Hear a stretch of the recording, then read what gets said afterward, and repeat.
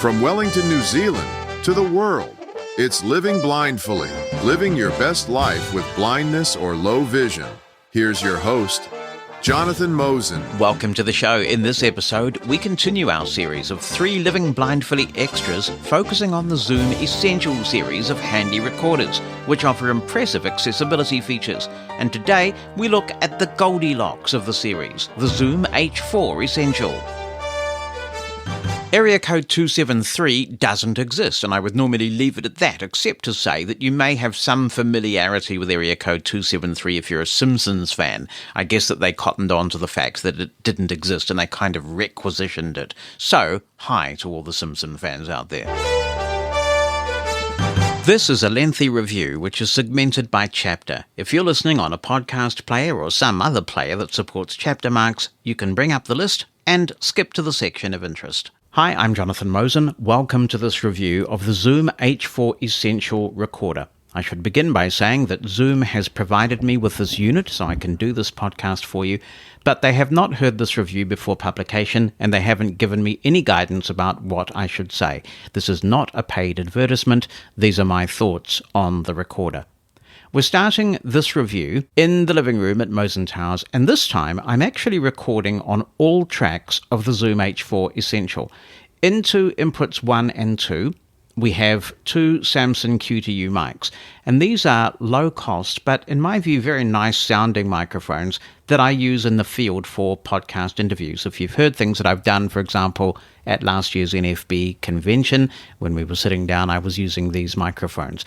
I am also recording on the built-in microphone of the H4Essential, just so we can switch between tracks later when I'm demonstrating this recorder, but you're hearing just the 2 microphones right now. The holder of the other microphone is the world-famous Bonnie Mosen. Hello, Bonnie. Good afternoon. What do you think of all these Zoom recorders?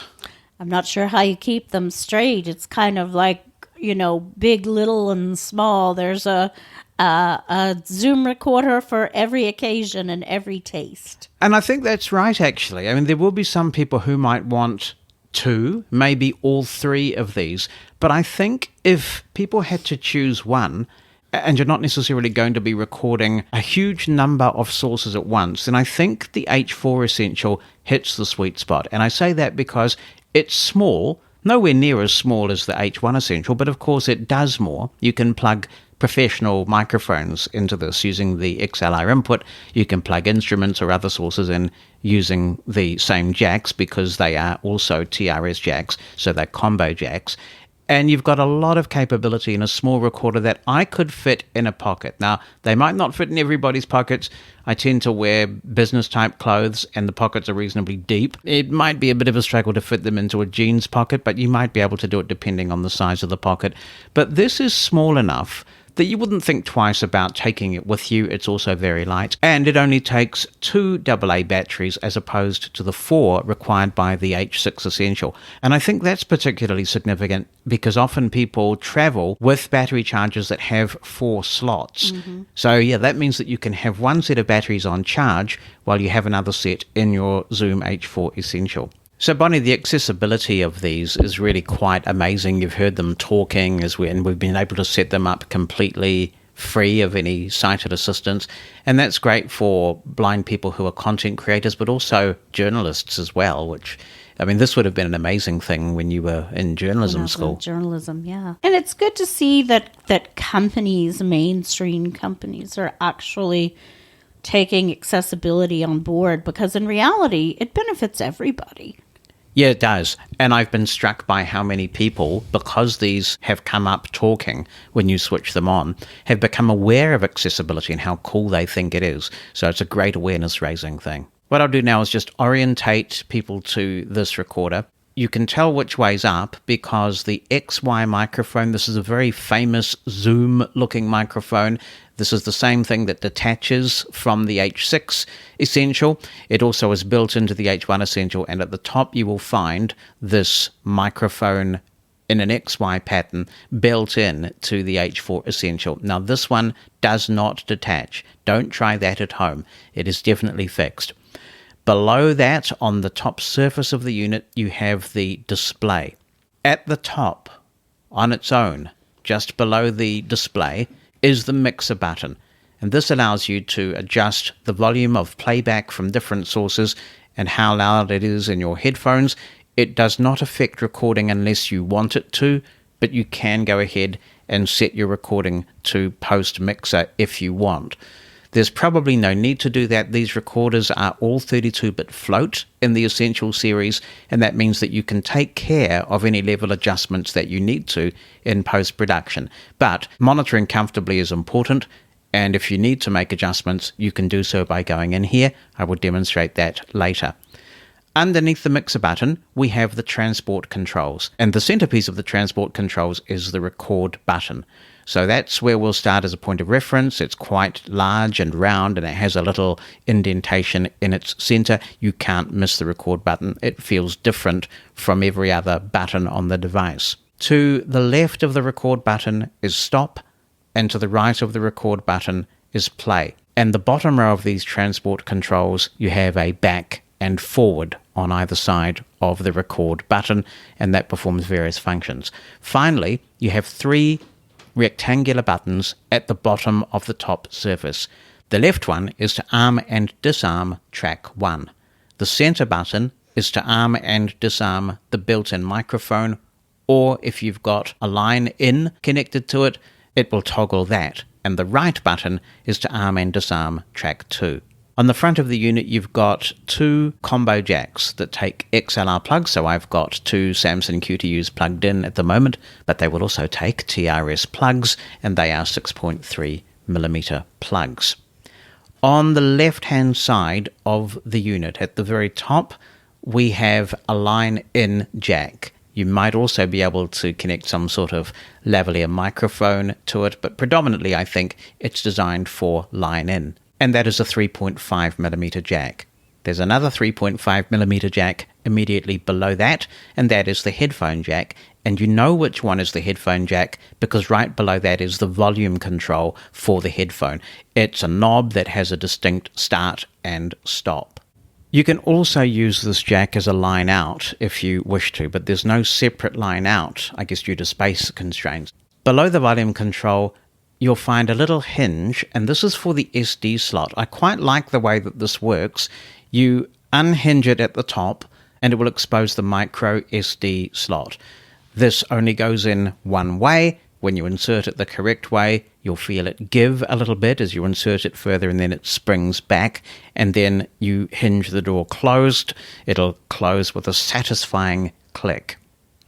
On the right-hand side of the unit, at the very top, is the power control, which is the same as all the power controls for the Essential series, except that on the H6 it slides the other way because it's aligned horizontally. It's aligned vertically on the H4 Essential. So you would press it down towards the front of the unit to turn the unit on and off. You hold it for a couple of seconds. You get one sound when it's powering on and another sound when it's powering off.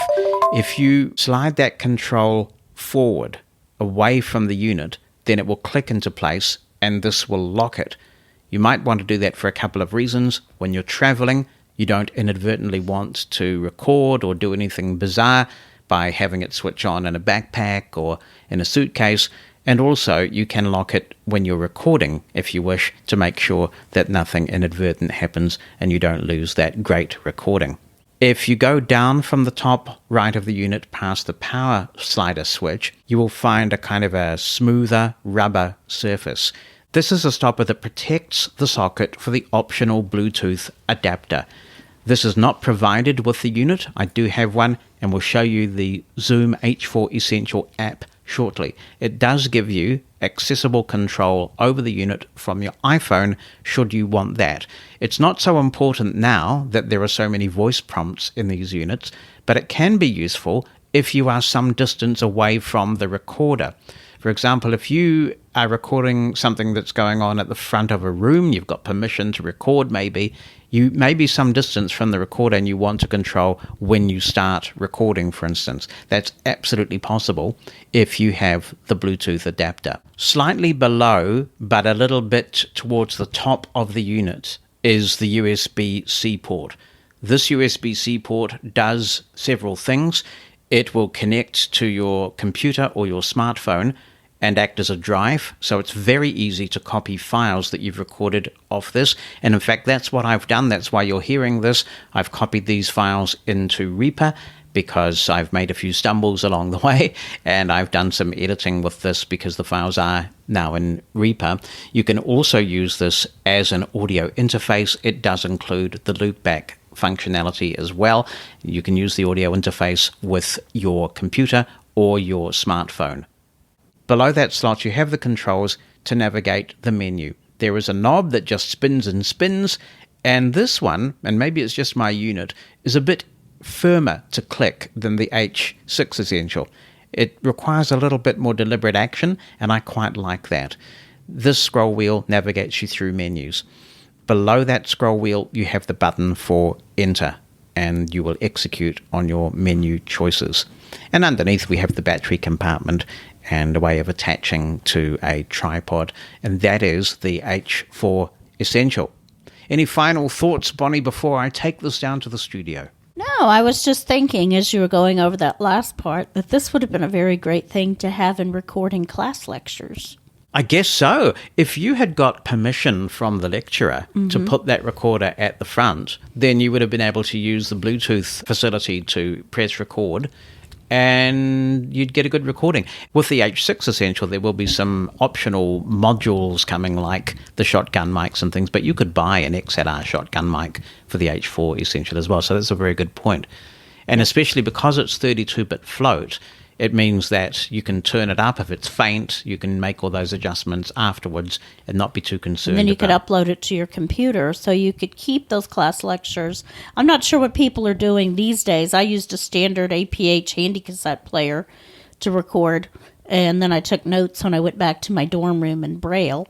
And then when I started having graduate classes that were several hours long, I used the Braille and Speak. So it'd be interesting to see what people are using now and how this could be a case for taking notes. So having gone through the device, let's set it up from scratch again, and we'll go to the studio for that. So thank you for joining me for this bit, Bonnie. Thank you for having me. It's been a pleasure. I'm in the studio now with the H4Essential connected, and I've reset it. So we have a new micro SD card inserted into the recorder ready to go. You can use up to 1 terabyte of micro SD storage if you want to go that far, even at 32-bit float with all tracks recording, even at 96 kilohertz. That is quite a lot of storage. Before I switch this unit on, I want to talk about the benefits of 32-bit float and what it actually means. Later, we're going to talk about the sampling rate. That's how many samples of the audio the recorder will take every second. The other factor that influences the quality of the audio that we record is bit depth. The higher the bit depth, the better the dynamic range you can capture without distorting the audio. We often call this clipping. So sometimes if you yell into a recorder, your levels aren't set correctly, something happens that's really loud, and you're making, say, a 16-bit recording, you will hear that distortion. And once the distortion is in the recording, you can try and mask it. There are tools that try and deal with it, but it's really hard to get rid of clipping in recordings once it's in there. And the good news just keeps on coming, because not only is 32-bit float great for recording very loud sounds, it's also good for recording soft sounds, because you can turn up those soft sounds without introducing a whole bunch of noise from the recorder or from the recording itself. That's why the Zoom Essential series can afford to have no input level at all, because you can adjust the dynamic range after you make the recording and have it as loud or as soft as you want. It's an absolutely brilliant feature from an accessibility perspective, and it's just a great convenience feature for all content creators, and 32-bit float is here in all of these accessible recorders. That is a big deal. And I'm going to power the unit on now. We'll go through setup. What is really impressive about all of these recorders is that they come up talking. There's no special key sequence to know, nothing to remember. By default, the recorder is accessible. We'll power it on. Guide sound off. Guide sounds are off by default, so we'll scroll the wheel to turn them on. English and beep. You also have another option, Beep only. but we'll go back English and beep. and press enter. Language. English. That's fine, but we'll review the languages available. French, German, Italian, Spanish, Chinese, Japanese, back, English. And if you want to install other accessibility languages, they are available from the Zoom website, and there is information about how to install them. Unfortunately, though, this is the first instance of encountering an issue with all of the documentation for the Essential series, which is that they're in a PDF format, and whenever they refer to pressing a button on the device, there's a graphic, and there's no alt text for that graphic. So it is somewhat sad, given all the good work with these recorders, and a little bit ironic that even in the accessibility guide, it's not accessible because it doesn't tell you in an accessible way what to press to install additional accessibility options. Date format, year, month, day. I'm happy with that, but I'm going to go down to see what other options there are. Month, day, year. That's the US format. Day, month, year. That's the UK, Australia, New Zealand format. Back, year, month, day. I'm going to keep that because that's actually the file naming convention I use for audio files. Set date time, year. As a bit of a veteran of these Essential series recorders by now, I know that the year is defaulting to 2024, so I'll scroll down. Month, day, month, year, month. Oops, it's a little bit fiddly. There we go. We go to month. 1, 2, 3. I'll set that to 3. Month, day. And now we'll set the day. 1, 2, 3, day, hour. And we'll press enter. 0. It uses 24-hour format, and I'm recording this on Sunday evening, so it's quicker if I go backwards. 23, 22, 20, 19. That's correct. I'll press enter. Hour. And now we'll go down Minute. and set the minute. 1, 2, 3, 4, 5, 6, 8, 9, 10. It is quite responsive. I'll press enter. Minute. Hour. Minute. OK. And we'll execute that. Battery type. Alkaline. NIMH. That's the battery type I have, but we also can choose. Lithium. Back. Alkaline. NIMH. I'll set it to that. Done. And we're done with our setup. One thing I will do immediately to make sure that levels are consistent is I'm going to go into accessibility settings and set the volume of the voice guidance to loud. I've done that, and we'll review that as we go through the settings, but that will just make this demo a little easier and avoid any snafus with varying levels. I'm at the recording standby screen now, and if I press record, any of the tracks that are armed will be recorded. Of course, if you don't have anything connected to any of the tracks that are armed, you'll just get a blank file, and that wastes battery, and it also wastes storage. It's pretty simple to delete those tracks, of course, from the SD card when you have the device in storage mode. Trouble is, it is not accessible at the moment, determining which tracks are armed and which ones are not. If, for example, I press the track 1 button, I get a beep. If I press it again, I get another beep. It's exactly the same beep, and there's no indication as to whether I've armed or disarmed the track. If you've got something connected to the input, then it's easy to tell, because if you're wearing headphones, you'll be able to hear the output. If I press the center button of those 3 rectangular buttons at the bottom of the unit, for example, to arm the built-in microphone, you'll hear it. And you can now hear the microphone coming back through the headphone socket, which is connected to my mixer for this demonstration. I'll press it again. It's disarmed, and you hear exactly the same beep. I'm hoping that this will be fixed in a future firmware version, so that at least we get one kind of beep when it is armed and one kind of beep when it's not. There's already precedence for this. If I turn the volume up, you hear a high-pitched beep, and if I turn the volume down, you hear a low-pitched beep. So I'm hoping that a similar thing will be implemented to give us much greater clarity about which tracks are armed and which are not. Remember that you don't have to be wearing headphones. There is a built-in speaker in this unit, and I'll show you that later in this review, and that means that you can hear the voice prompts over the built-in speaker and get recording quickly. But you may not get the recording you want if you don't have the tracks armed that you think you have. So this is a significant defect in the current version of the firmware.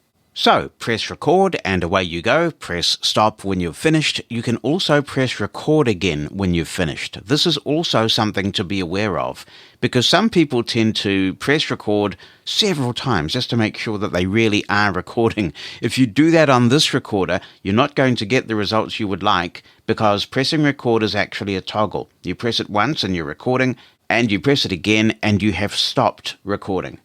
It's pretty easy to tell. If I press record now, No rec track. All right, thank you for that. Let me arm the microphone track. If I press record now, you hear one beep, and we are recording. And if I press it again, after a small pause, you hear a double beep, and we've stopped recording. And to prove that, I will just play that very short recording back. I'll press the play button. You can hear me fumbling around the recorder. You hear one beep, and we are recording. And if I press it again, you hear one. All right, I pressed stop. Battery level high. Rec standby. And I don't know why this is the case, but the Essential recorders do seem to loop on playback, and I've not found a way to stop that from happening. So be mindful, the record button is a toggle. Let's have a quick listen to what the speaker on the H4 Essential sounds like. I think it's quite good for what it is. I have no difficulty hearing the voice prompts, even in quite loud situations. Input settings, output settings, rec settings, SD card, USB, system settings, file list, input settings. And now we're back around, which is timely for our next section. Now we're going to take a look at the extensive menu system in the Zoom H4 Essential, which is accessible. When you're in the standby screen, you're all ready to navigate these menus, and you do so by turning the scroll wheel on the right-hand side of the device. If you want to execute a choice or go deeper into a menu, you can press the Enter key. If you want to return quickly to the standby screen, usually you can press the Stop button to do that. So I will scroll down to the first menu option. Input settings. And we'll have a look by pressing Enter. Microphone. You'll find a choice for each of the inputs. So if I scroll down, Input 1. Input 2. Back. Microphone. we'll go into the microphone because this is a slightly different set of parameters from the other inputs, because this pertains to the built-in microphone of the H4 Essential. Low cut. The low cut option will reduce certain low-frequency sounds, and this can affect wind noise, traffic noise, unacceptable hum sounds, things that you don't really want in your recording. You can apply these post-production, which is what I would typically do, but I guess one of the advantages of switching this on here is that if you are monitoring over headphones, it may be a bit more pleasant, rather than having all those sounds coming through your headphones as you record. So the choice is yours. I'll press Enter and we'll have a look at the options. Off. 80 Hz. 160 Hz. 240 Hz. Back. Off. We know it's off because focus is given to the currently selected menu item when you go into this menu, and off is what I want. I'll just press Enter to accept that. Low cut. The next menu choice in the input microphone option is Mono mix. by default. The built-in microphone of the Zoom H4 Essential will record in stereo, a kind of a 3D stereo, because of the XY pattern of the microphone. If you want to, perhaps for spoken word recording, you can put the microphone into mono. I'm going to pick up the recorder but not hold it too close, because at the moment I haven't put any kind of pop screen on here.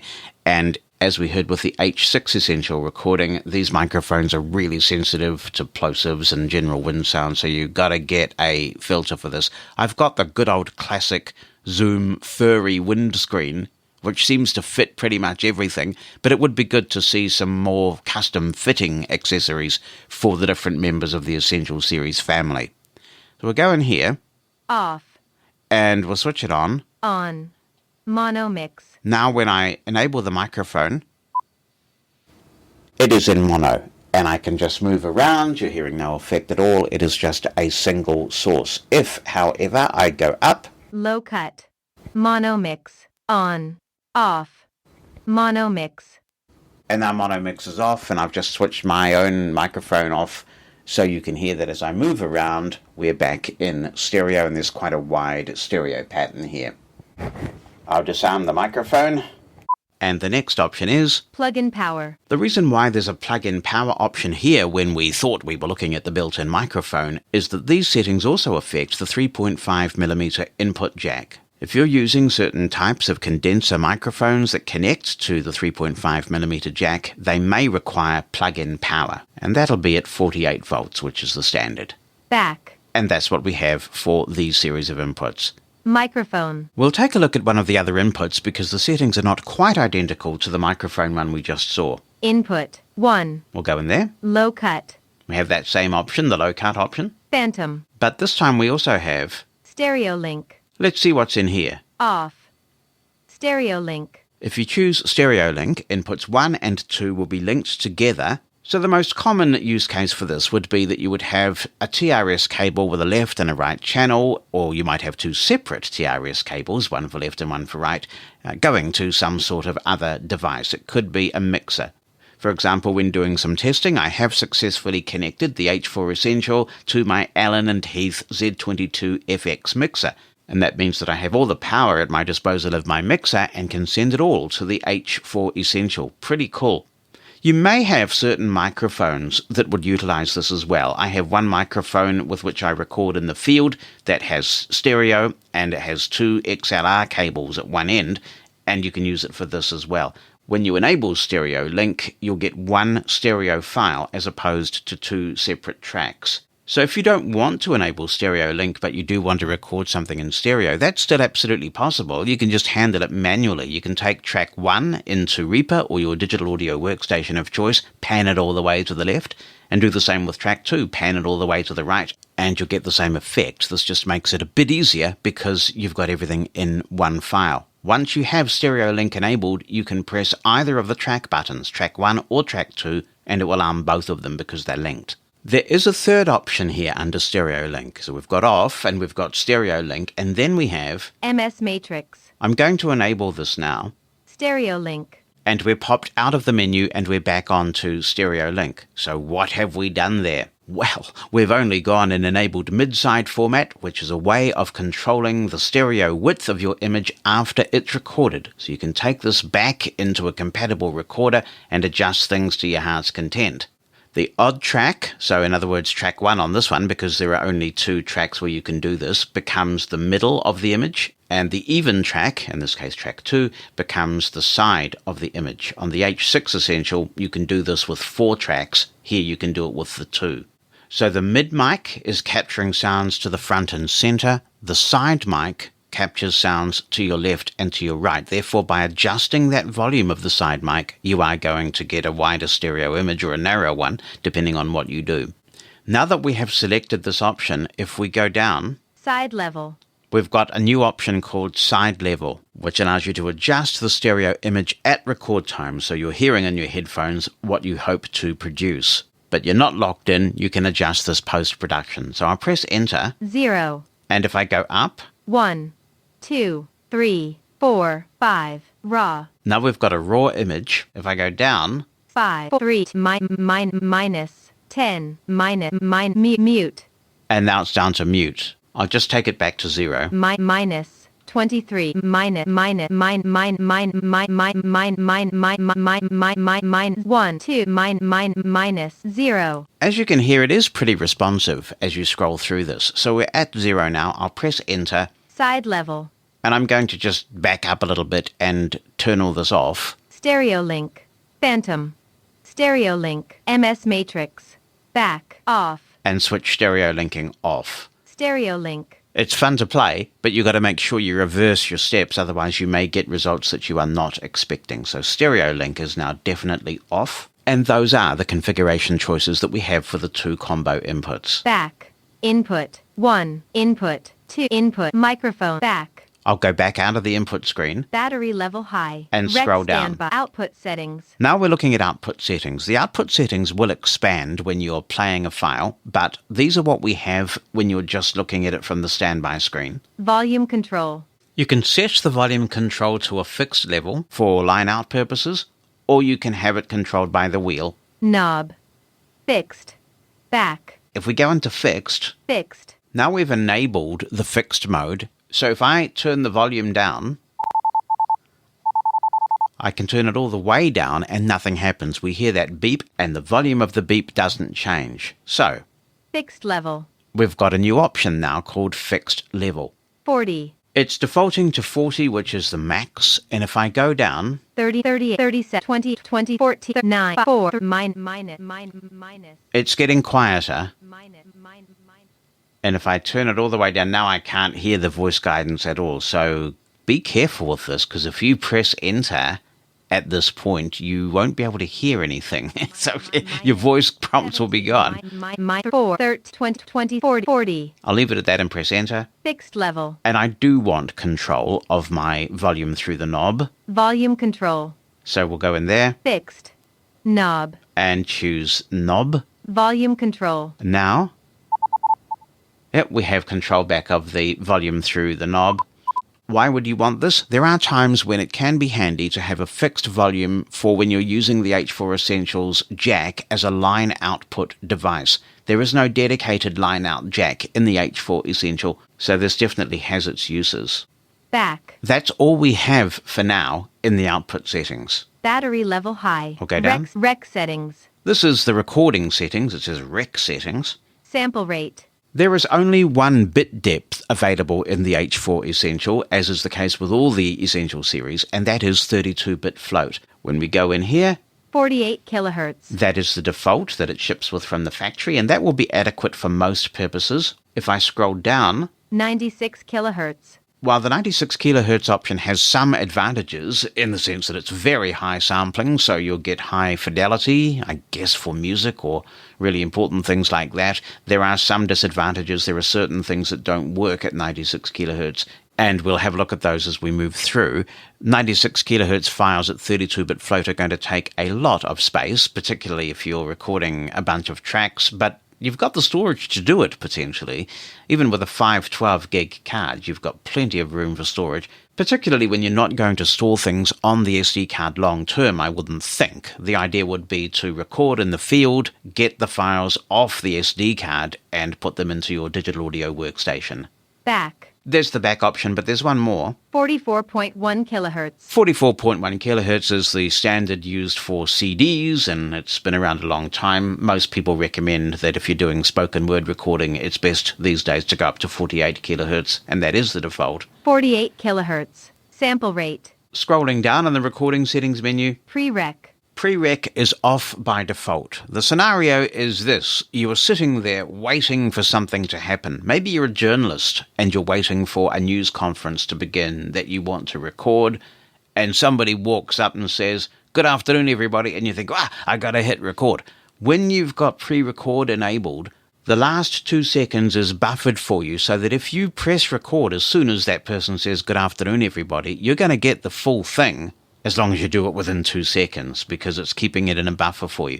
If you were to go up to 96 kilohertz, then you only get the last 1 second. But it's 2 seconds with 44.1 kilohertz and 48 kilohertz. I tend to leave this off because I'm just not sure how much battery it's consuming, kind of being in that buffer mode. And it's not something that I need very often for my use case. It could be really important for yours, though. But it is off by default. Rec source. Where are you recording from? I'll press enter. Pre-mixer. Post-mixer. Back. We're going to go on a tour of the mixer in the H4 Essential shortly. The default is to record pre-mixer. That means that the recorder will just record what it gets, and you can adjust things later. That's the glory of 32-bit float. There are use cases for a mixer, mostly in my view for playback, but if you want to record from the mix, you can do that as well, and that's when you would set post-mixer. If that's a bit confusing, hopefully it'll become a bit clearer when we have a look at the mixer very shortly. Now we're on back, so we'll go back. Rec source. Rec start tone. If you want to, you can have a tone play at the start of your recording that will actually be inserted in the recording. And for many of us who've used Zoom recorders for a while, this has been a handy audible clue that you are actually recording. If you're wearing headphones now, you get a beep when you start record and a double beep when you stop recording. That comes through your headphones, and that's actually an accessibility feature. So you may not need this anymore. But if you want to use it, and it could be useful for synchronization, go in here. Off. And minus 40 dBFS. As we scroll down, we're seeing a series of choices relating to how loud this tone will be. It gets louder as we move down. Minus 20 dBFS.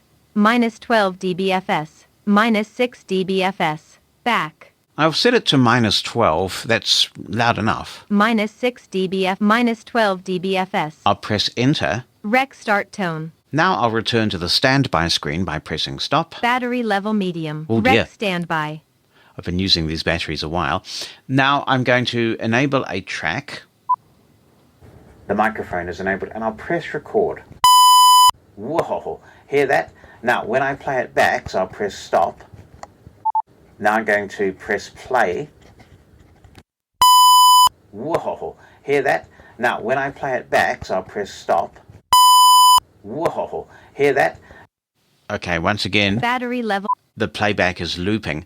I don't want that tone anymore. I don't need to have that sort of thing in the recording anymore, so we'll go back. And the cool thing is that the H4Essential does remember the last menu I was in. So if I press enter, Rec settings.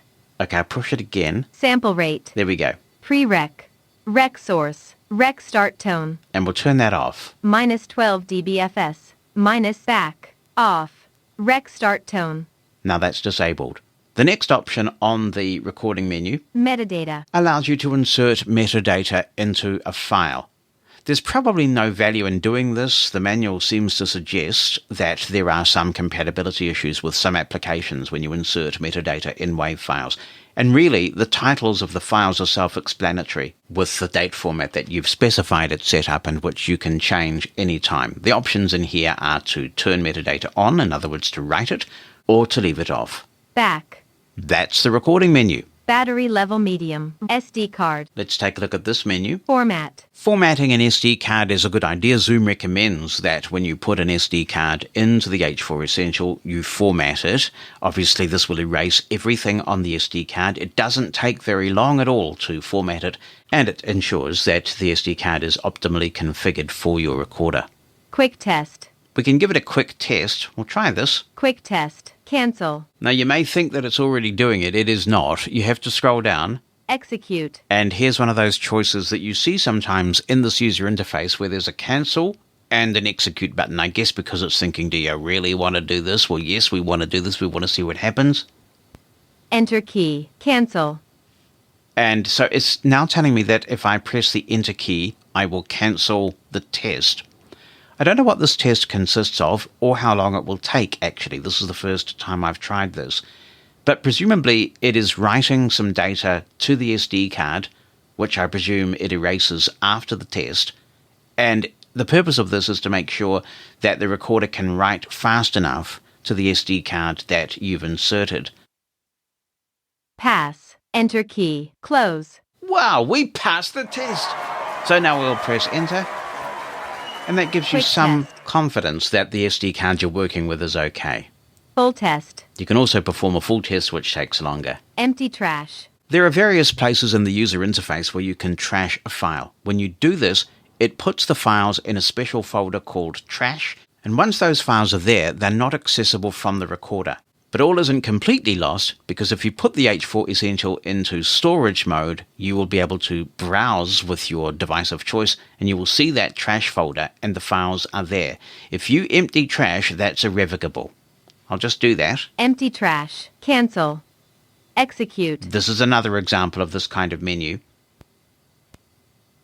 Done. and the trash is now Empty trash. emptied, and it's gone back to the empty trash option. Back. That's the SD card menu. Battery level medium. USB.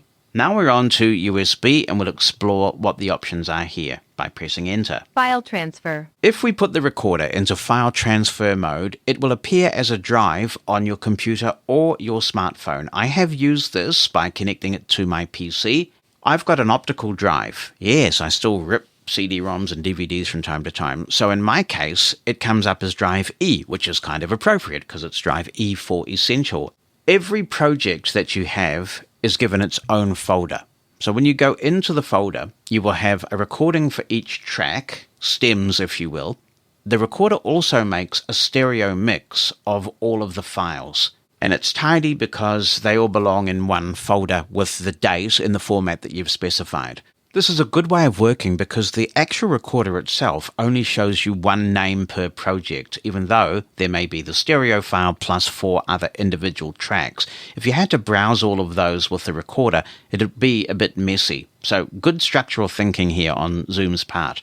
I have also tested this by connecting it to my iPhone. I have an iPhone 15. So I can just use the cable that came with my iPhone to connect from the USB-C port of the phone to the USB-C port of the Zoom H4Essential. And at that point, I'm able to use the Files app to browse the recorder. I can then copy that material into whatever recorder I'm using on my iPhone. So the storage mode is very useful. It just works. I haven't tried it on a Mac. I presume it is working there okay. Audio interface. You can use the H4Essential as an audio interface, and there are some options here. Channel. If we go into channels, Stereo mix. it can be stereo, which is the default, Multi-track. or you can use it as a multi-track device if you install the appropriate ACO driver available on Zoom's website. Stereo mix. You don't seem to be able to choose back here, so I will make the choice, and I'll choose stereo mix for now. Mode. Now, if we go into mode, Audio interface with rec. Audio interface only.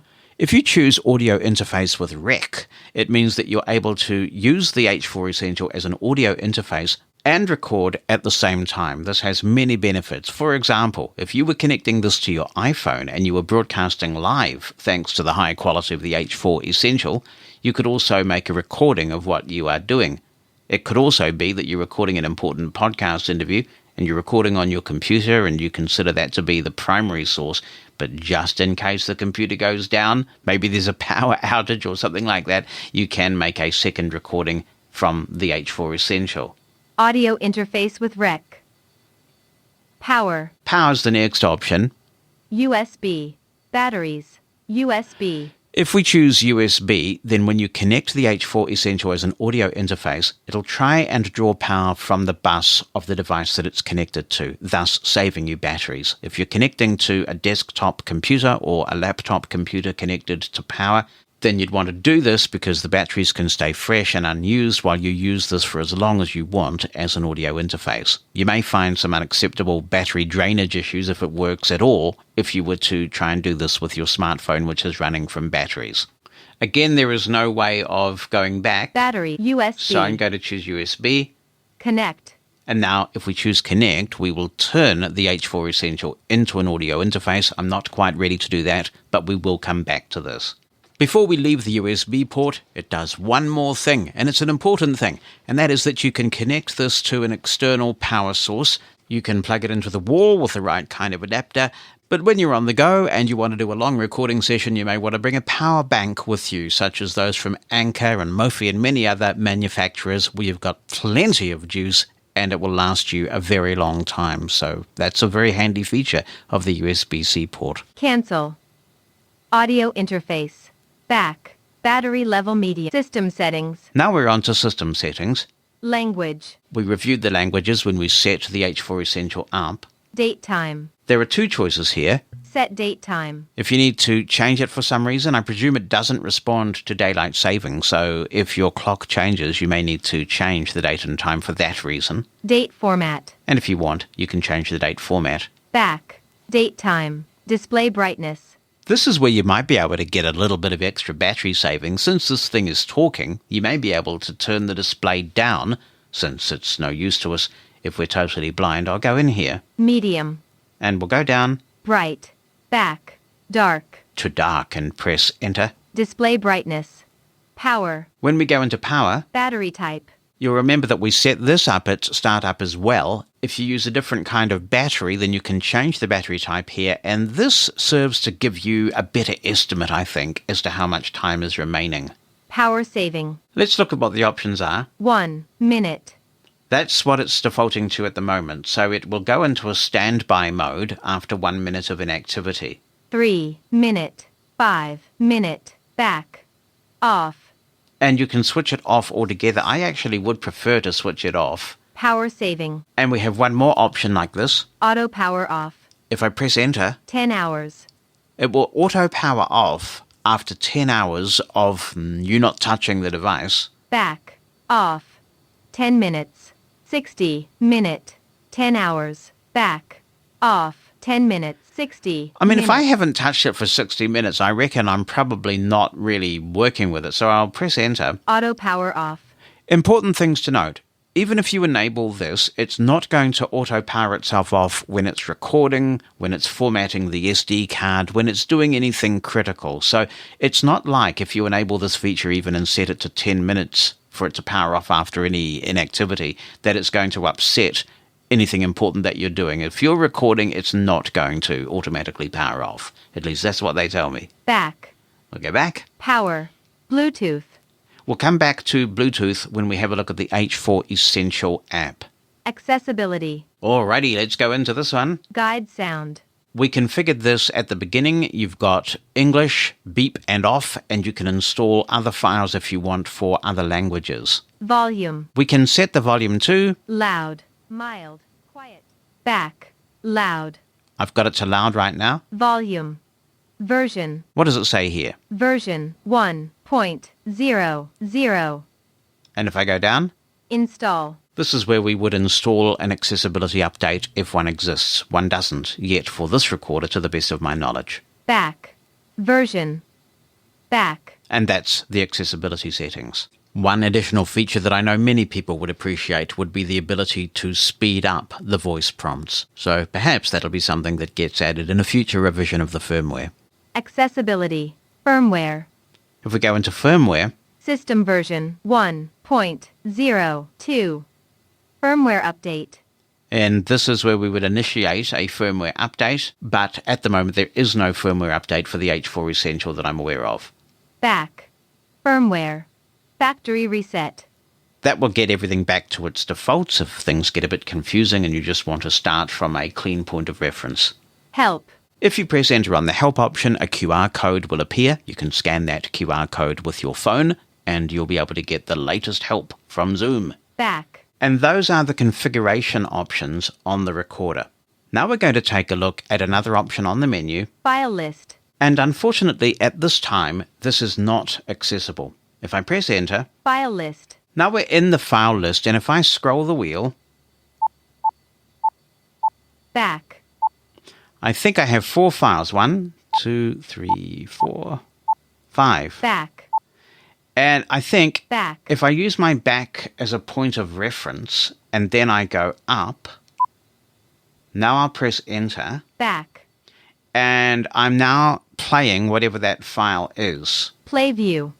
Trash. Back. Play view. Just be mindful before you hit trash that you really know what it is that you're trashing, obviously. I'll press enter on play view, and now I should be able to press play and it will play the file that currently is selected. This is a test recording to make sure that the SD card is working. That is the first file that I recorded on the H4 Essential for the purpose that I said, just making sure the SD card was working correctly. So for now, we've got the voice guidance saying back. If you scroll up, then you will go through your recordings in chronological order. That also means, of course, that if you're on the back button and you scroll down, you'll get to the last thing that you recorded. So it's not perfect, it's kind of a workaround of old. I am confident that these file names can be made to speak, because remember, you don't have any words in these file names, so even if the TTS that they're using is just recorded prompts, they've got all the numbers in there.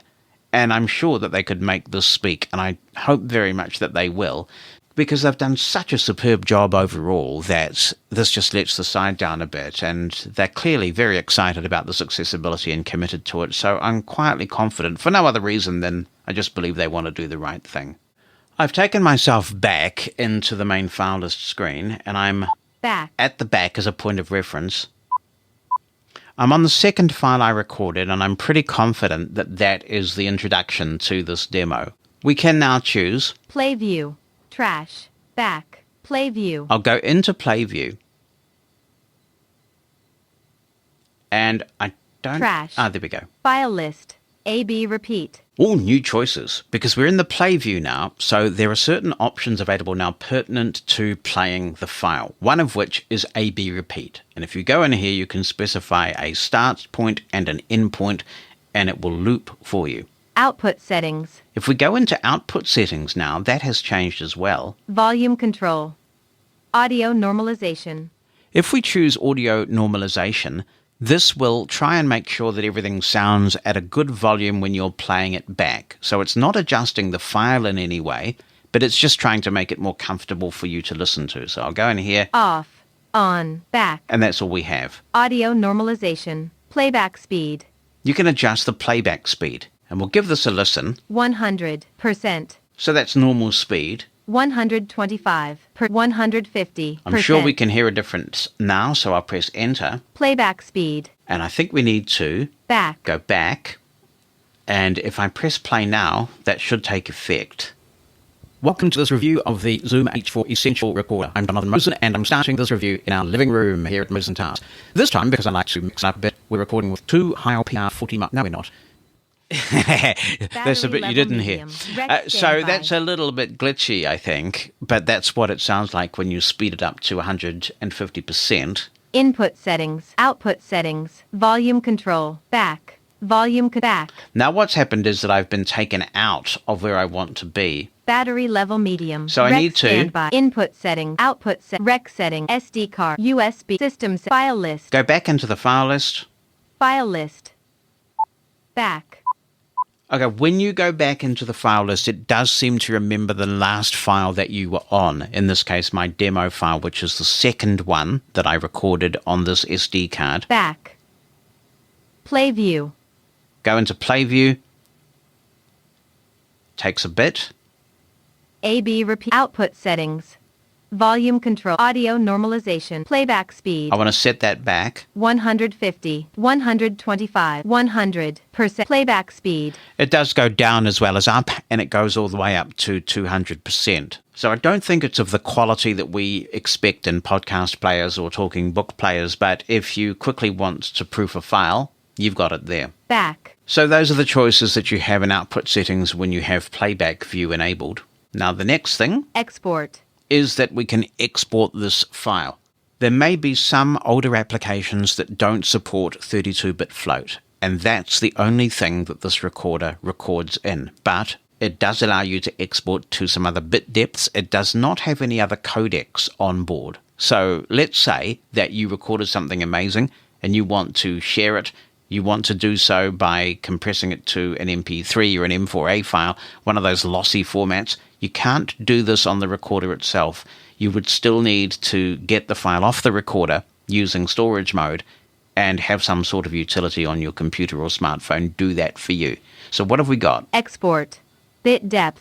We can change the bit depth. 24-bit. 32-bit float. 16-bit. 24-bit. And those are the choices. 32. We can't escape float. out of this, so I have to choose one. 24-bit.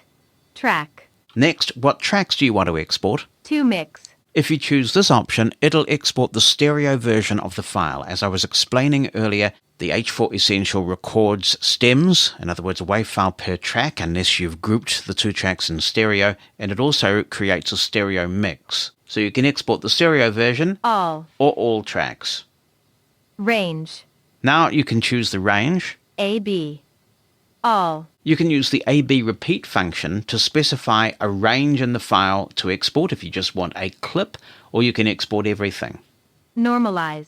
The process of normalization is about finding the loudest part of a file and setting the volume of the file to a specific value based on that loudest point. I haven't been able to find out from the user guide what value this normalizes to when you enable it. But if you do enable it, it will go through a normalization process on the recorder, which may take some time, and eventually you'll get a normalized file. That could be significant given that you have recorded in 32-bit float. Your only options here for normalization are to enable or to disable, and once you've got all that set up, Export. then you press the magic export button and it goes away and works its magic, Cancel. and you can choose cancel, which is what we will do now. Trash. And if you want, you can trash your file. File list. This takes us back into the file list. I'm going to press the stop button. Low battery. Oh boy. Rec standby. We're getting through the battery. Now I'm going to press play. Welcome to this review of the If I Zoom hold H4 down the Essential skip Recorder. forward I'm button Jonathan Mosen. and release, Gives me a chance to play it. that's moved me through the file. When you hold down the button, you don't hear any sound like it's fast forwarding, but it is. If you press the left button to skip back, it is like a CD player. It will skip back to the beginning of the current track. H4 So if I Essential press it Recorder. twice- I'm Jonathan Mosen. Welcome to this. There we go. And that's This is taken a me test to the recording previous to make file. sure that the SD card Push is skip forward. work- And that takes me to the next Welcome file. to this review So it of is the pretty Zoom easy. H4 Essential Recorder. I'm John. Despite the fact that the file list doesn't talk, you can quite easily skip around the files and know which ones you are dealing with. While I didn't mention this in my H4Essential review, this does apply to that recorder as well. If you have recorded on multiple tracks, you can actually enable and disable tracks as you play to hear different things. For example, Bonnie is on track 1 of this recording, and I am on track 2. There is another track as well, and I'll come back to that a little bit later. But if I press play somewhere in this file, with 2 high LPR, and I'm going to 40 press the track 2 button,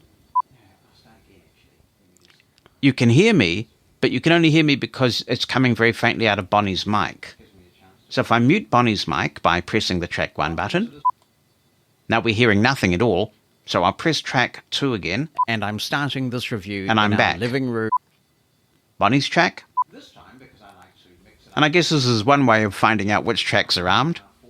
If you have a recording like this as a point of reference, I'm not clear whether it remembers the arm status for each file or not.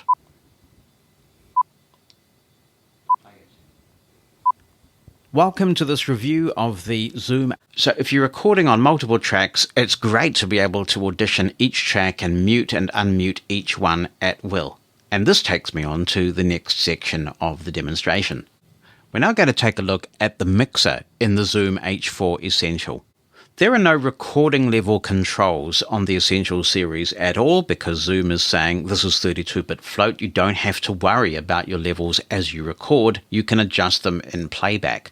But obviously, if you're monitoring over headphones, it is important that you get good volume. It could be as simple as getting a balance between multiple sources. It could be that you're recording with a source that's very, very quiet, and you know you can fix that in post-production, but you still need to be able to hear it okay as you actually do the recording. And this is where the mixer comes in. You might like to think of these as virtual faders, and it's a very accessible process. Congratulations to Zoom for getting this so right. To invoke the mixer, we can press the mixer button at the very top of the front of the recorder. It's just below the display. Microphone. And if you press it again, Low battery. Rec standby. we're popped back into standby. And that's a good thing because I actually need to enable the microphone so I can do what I need to do. We can hear that that's on now. I'll push the button. Low battery. Rec standby. Microphone. Input. Microphone. 0. And it's set to 0. We can go all the way up. 2, 4, 6, 8, 18, 20. 8, 16, 4, 12, 10, 8, 4, 2, 0. I want to say anything when it was that loud. And we can go all the way down by scrolling the wheel. Minus 16. Mute. The microphone is now muted in the mixer, but it is not disarmed. If you were to make a recording at this point, you could still record from that built-in microphone without hearing it. And if you were listening most attentively to the introduction of this demonstration, you will have heard me say that I was recording on all of the tracks. Yet we haven't, at this point, heard the built-in microphone. So what's up with that? Well, the reason is that I muted this in the mixer, and both the H4Essential and H6Essential remember your settings for the mixer on a file-by-file basis. So when I'm playing back the recording that I did with Bonnie in our living room, it is not playing back the built-in microphone track, even though a built-in microphone track exists. And we'll come back to that in a moment, but I'm just going to wind this back up.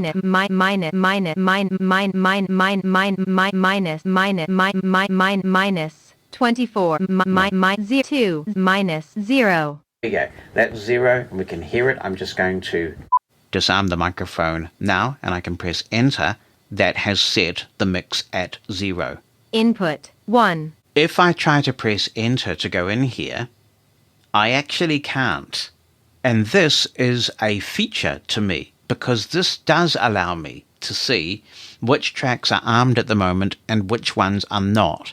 I have been complaining about the fact that I can't tell by pushing the button, but it does seem that at least on the H4Essential I can tell by going into the mixer, and if I press enter to try and invoke a track and I can't, it's because it's not armed. So if I press the button now to arm track 1, Input 2. Input 1. now I try and go in, 0.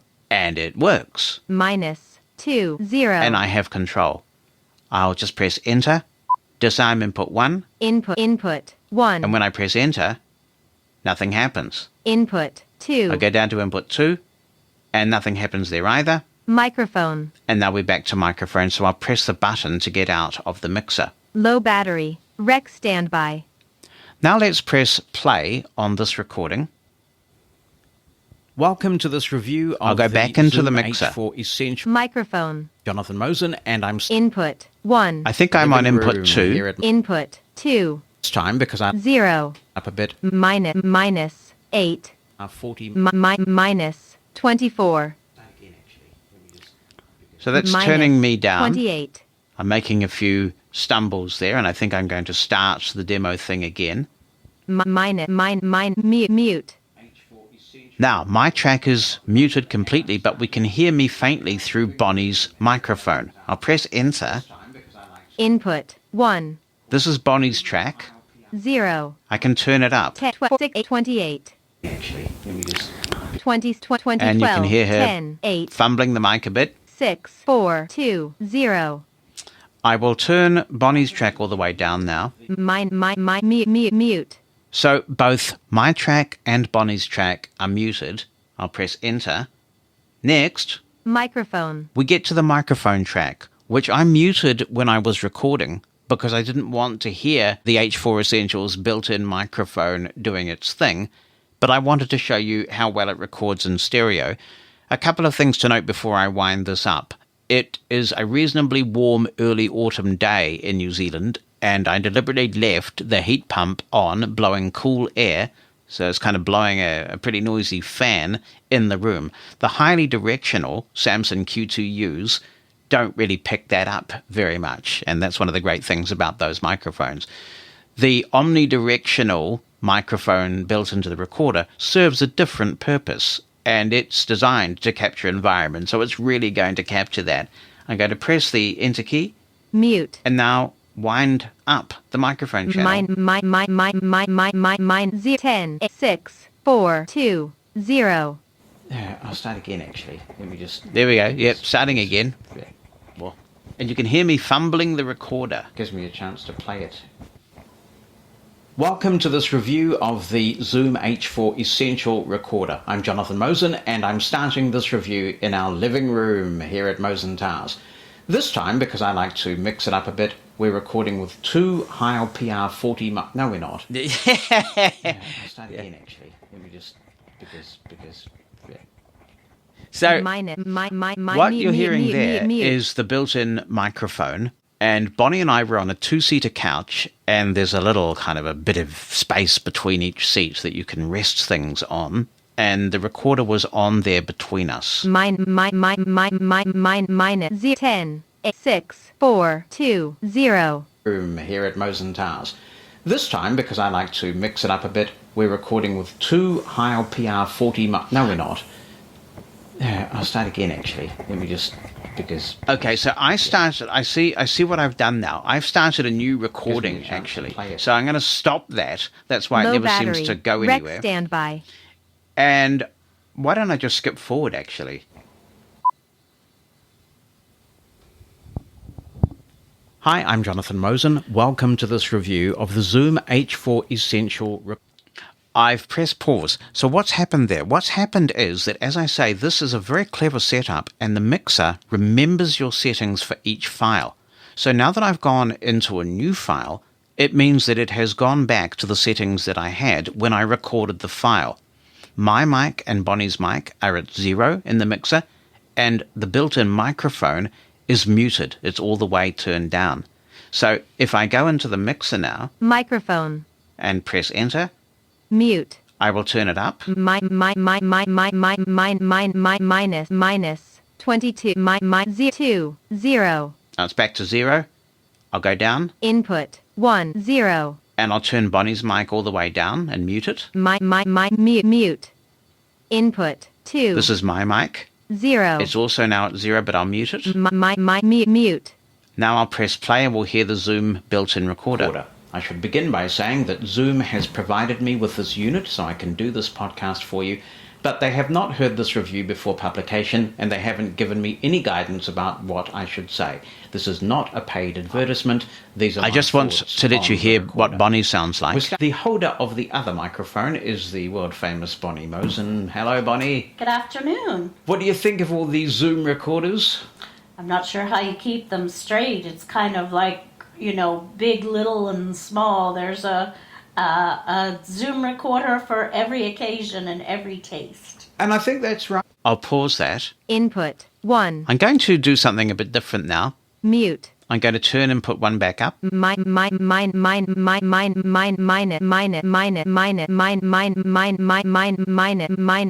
Zero. All right. Input 2. I can probably Mute. scroll through a bit quicker than I am. Minus 0. There we go. I'm getting better at it now. Now we have all of the tracks at 0. So when I press play now... Actually, there will be some people who might want 2, maybe all 3 of these. But I think if people had to choose... That's quite an interesting effect, actually, because you're getting the directionality of the Samson Q2U mics, but you're also getting some room ambience and stereo effect, and you might want to play with this to get the effect just right. You might want to turn the Zoom built-in mic down a little bit. But now that everything's back at 0, we can just push the track buttons. 1. And so I mute track 1. And you're not necessarily going to be mute track 2. A huge number of sources at There's once. the Zoom And I mic on think its own. the H4 Mute that. Essential- Push track 2. I say that because it's small. Track 1. Nowhere near as small as the And H1 we'll Essential, enable but of the course it microphone does again. more. You can plug professional microphone. That is the mixer in the Essential series, or at least the H4 Essential and the H6 Essential. This is a much more extensive demonstration of the mixer than I gave in my H6 Essential review, because I'm trying to mix it up a little bit, but the same techniques apply to the H6 Essential, except that you have even more tracks to play with. The accessibility of this is 100%. They have done a brilliant job, and having this degree of flexibility over the mix on a portable recorder like this is just fantastic. I don't care if I sound gushy about that. It really is very well done. Next, let's take a quick look at setting markers in a file. This can be a way of getting back to specific points in the file, and I believe this data will be imported when you import the file in Reaper.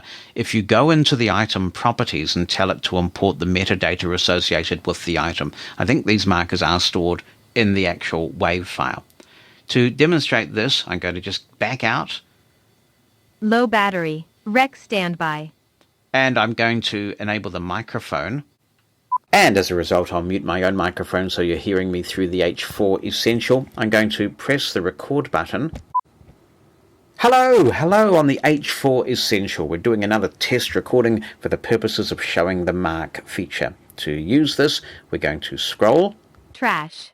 Output settings.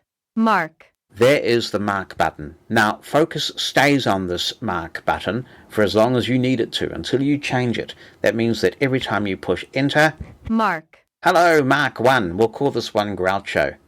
Now I'm going to just talk for a little while longer, and I will press Mark again. Mark. We have a second mark, and now we've got 2 marks, and we're going to call this one Harpo. Tremendous. I'm just trying to remember what the third mark was called. I'll push the button again. Mark. We have Mark 3. Was it Chico Marks, I think? I have to check that. And now I will press stop. Or actually, I'll just press... See, I'm some distance from the mic and I can hear those plosives coming in right now. I'll push stop. Now we will press play, and I will just skip forward quickly between each mark. Hello, Mark 1. We have a second mark. Now we have Mark 3. Was it Chico Marks, I think? I must admit, I got a bit of help. I asked the soup drinker just now who the Marx brothers were. Apparently there's a 4th Marx brother as well, so there you go. Anyway, that is how you set markers in the Zoom H4 Essential. I want to talk a bit about the input jack, and I don't have anything to demonstrate with this. I used to have some lavalier microphones that might have worked with this jack, but they've long since been lost because I've been using microphones with XLR connectors for a very long time now. I also did manage to find a cable that has a couple of RCAs at one end and a 3.5 at the other. And when I found this, I thought this might be a good way for me to connect the recorder to the Sonos port and give you a quick demonstration of something that way. But it doesn't work. The Sonos port is sending a fixed line-out signal at a pretty standard level, I believe. But when I try to connect the cable, the voice just keeps saying input overload, and there's nothing really that I can do about that. So I'm not really in a position to demonstrate the input jack. Of course, there will be other podcasts on the Essential series, so they may be able to demonstrate the utility of this line-in jack for you. Now let's touch briefly on the Zoom H4 Essential as an audio interface. I did do some practical demonstrations of this with the H6 Essential if you would like to hear that demo, but I can summarize what's going on for me. You have, as we heard when we went through the options, two modes, broadly speaking, for using the Zoom H4 Essential as an audio interface. You can use it as a stereo device or a multi-channel device. You have to install an ACO driver in Windows for multi-channel support, and unfortunately for me, I'm having the same issue with the H4 Essential that I was with the H6 Essential. That is that it is playing fine, but when I choose any of the four inputs, and they are exposed to Reaper and I see them there, I just get silence when I record. I've done quite a bit of troubleshooting with this, and at the moment I just haven't found anything that will allow me to record in this way. Now, it may be something unique to me, and as I said in the H6 Essential review, I'm not saying it doesn't work, I'm just saying it doesn't work for me. If, however, I connect as a stereo audio interface to my PC, that does work, and that gives you the additional option when you are connected as a stereo USB interface and you go into output settings of enabling loopback. This means that if you get your balance right, you can have your computer and you recorded at the same time on the device that the H4 Essential is connected to. So this isn't working on the recorder, it's working on the app on your PC or your smartphone, because it works on your smartphone too, that you are using. So this would allow you to record screen reader demos, but the downside is that you don't have your speech on one track and you on another track, which is great for balance and equalization and that kind of thing. So if you want to do that, I think it's still better to have a cable of some kind running from the H4 Essential to the iPhone or the PC you want to record from, because then they'll be on separate tracks. But it is a kind of a quick and dirty solution, and that may appeal to some people. Upon further experimentation, which I've had some time to do since I produced the H6 Essential review, I found that I can connect the H4 Essential and the H6 Essential in multi-channel mode to my iPhone.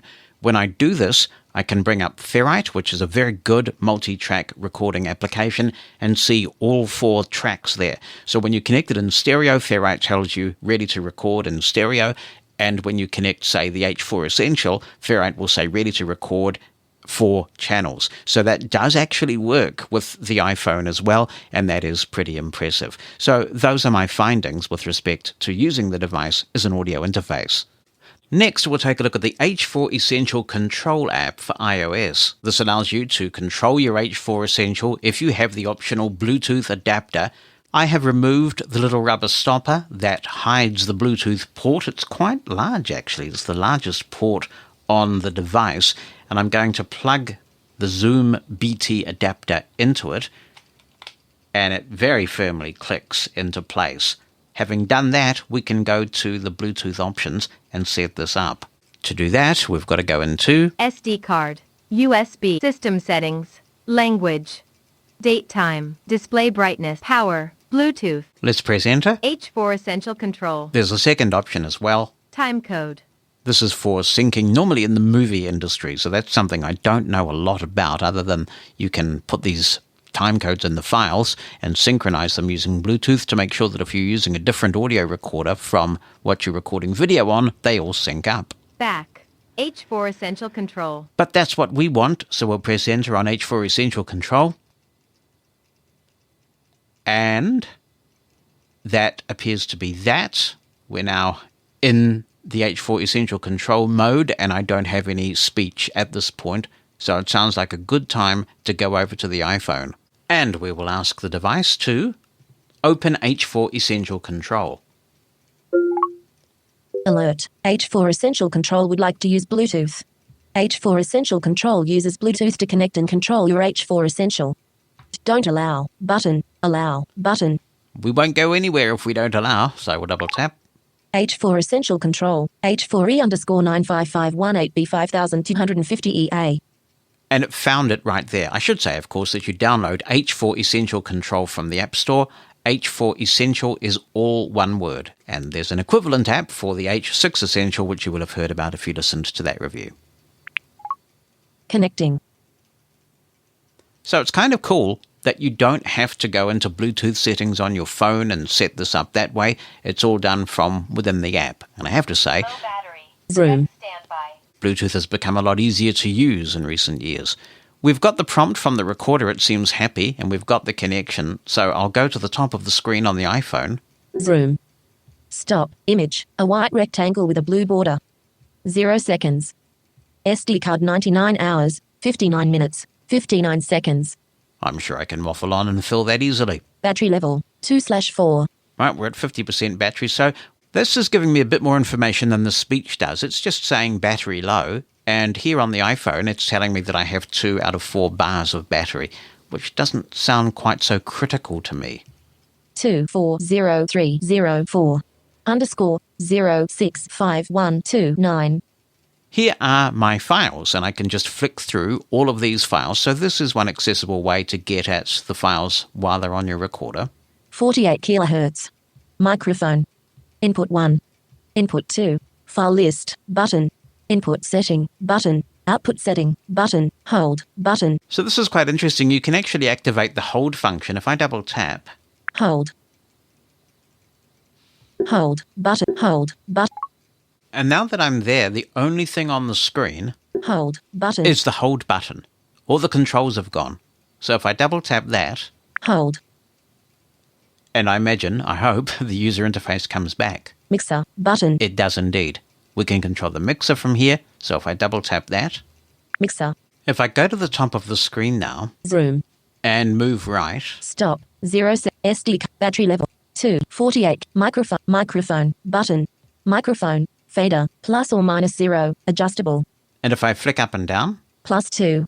+4. +6. I'm now turning the microphone up. +4. +2. Plus or minus 0. Microphone. Button. Input 1. Button. Input 2. Button. And we can, I think, expose all of those controls if things are connected to the input. You can also play, record, perform a range of functions and configure some settings from here. So it's quite powerful. The Zoom H4 Essential Control app, it's available free from the App Store. I think there's an Android app as well. I'm not able to tell you how accessible or otherwise that is, but as you can see, this one's in reasonable shape. We've now wandered through a lot of features in the H4 Essential, so some final thoughts from me.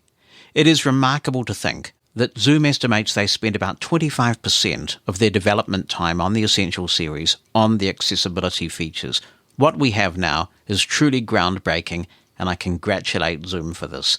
I also think that this particular recorder may well be the Goldilocks recorder for many people. It's not too big and it's not too small. It's got quite a lot of capabilities without being too expensive. It comes in at $199. For that, you get a recorder capable of 32-bit float recording, which is a dream for many blind content creators. You don't have to worry about setting wrong levels when you're recording something and irrevocably breaking what you've recorded. You've got 2 inputs here. You've got a microphone built in that really does need some sort of windscreen on it before you use it. Even if you take this thing around and wave it a little bit, you'll get some wind noise that blows right in the microphone. So it is quite sensitive, but it does a nice stereo recording with the XY pattern. So definitely get something for it to cover the microphone up, and you should be in very good shape. That's great for field recording without having to worry about cables. You've got a lot of flexibility in all this accessibility. There are 3 things that I would highlight that I think would make this even better. The first is some clear, audible indication of when a track is armed and when a track is not. The second would be making the file list accessible, which I do believe is absolutely doable, and I hope both of those things come in a future firmware revision. The third is Zoom has done so much amazing work making these recorders largely accessible, and yet the documentation is not. Hopefully, the documentation team, wherever they are, can learn about how to make accessible manuals, because once they have acquired that skill, and if there's some sort of directive that comes from Zoom management that says, in future, all documents must be accessible, Once you've acquired the skill, you just build it in from the get-go. You make sure that the documents are well-tagged PDF files. You make sure that the documents are fully accessible by including alt text every time a graphic appears. It may require a little bit of training to understand how it's done, but once you have the skill, Zoom can be best in class. Imagine how compelling a case they can make if they say, not only have we got these, hopefully soon, perfectly accessible recorders, we also are the best in the business at writing accessible manuals. I think they can do it. I hope they can do it. Because at the moment, at this early stage in the cycle, the jury's still out in terms of how responsive they will be to implementing some of these suggestions that the blind community is feeding back. I have high confidence. I know how pleased they are by the reception that they've already received from the blind community. The Zoom H4 Essential, $199. It's a great little recorder. And of course, if you are using one of these already, I know a few people who took them to CSUN and got some good recording done. Do let us know how you're getting on with it, what you think of it, whether you have any questions. You're about to hear the contact information to get in touch with the podcast because we're wrapping it up now. Thank you very much for listening to this extra. We have one more to go tomorrow, which will be the Zoom H1 Essential. Remember that when you're out there with your guide dog, you've harnessed success. And with your cane, you're able. If you've enjoyed this episode of Living Blindfully, please tell your friends and give us a 5-star review. That helps a lot. If you'd like to submit a comment for possible inclusion in future episodes, be in touch via email. Write it down or send an audio attachment. opinion@livingblindfully.com or phone us. The number in the United States is 86460 Mosen. That's 864-606-6736.